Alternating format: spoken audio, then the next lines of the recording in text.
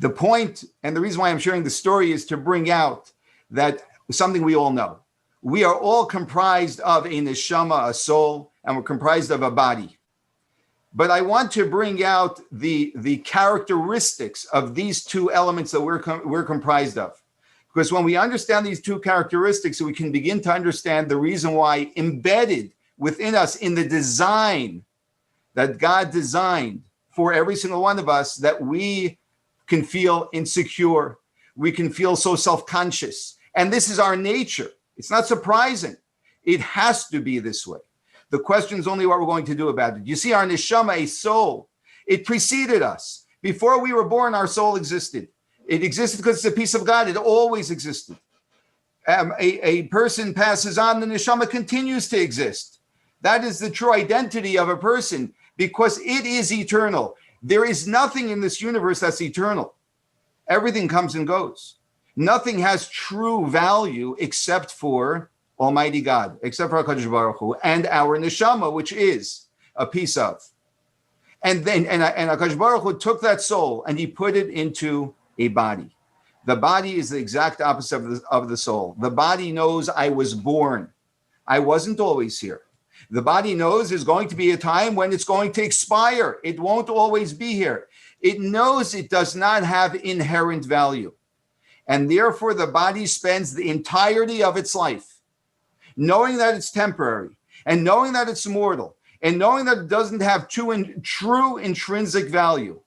It becomes terribly self-conscious, and it tries to prove to the world day in and day out that it is valuable, that it is worthy, that it should be respected. And that's the reason why anything that attacks the value, questions the value of us, we suddenly become very defensive. We feel like we have to explain ourselves. We have to justify ourselves. We don't even address the issue.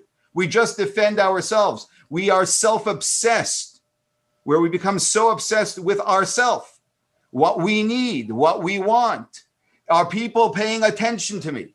This is the reason why we have such inhibitions, because we're so scared that we may say or do something that is going to diminish our value in the eyes of other people. So we are left with a choice. And the choice is whether we are going to, you see, when the soul is put into the body, our natural reality is to be physically oriented. That's what we're entrenched in. No one needs an education to learn how to enjoy a good piece of cake. No one needs an education to learn how to enjoy the pleasures of this world. That is our natural state. And we have a choice. Either we stay in that natural state, which is a state of self-consciousness, where our worthiness is always at risk, and we're trying constantly to prove to the world that we are worthy, or we begin to learn, which is not an easy thing to do, but it's actually our purpose in this world. It's a part of our purpose to reveal the divine in the world, to identify more and more with our neshama, with our soul. And as we do that, we discover something fascinating. We discover that our inhibitions, our insecurities, our self-consciousness, our defensiveness slowly starts to fall away. And all of these things which bother all of us, bother us less and less and less. And we become more and more secure because we actually are investing in true, genuine security. So I want to spell this out for just a few minutes so it's as clear as possible. And I'm going to be using the words of getting our self-worth from within or from without.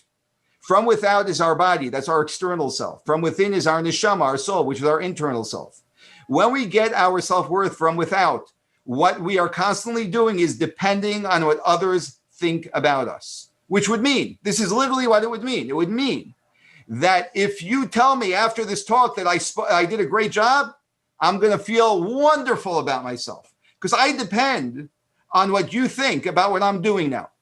And if you tell me that was a waste of time, I'll be depressed for 2 days because I am depending on what you think. That is putting our value, getting our value from outside of us.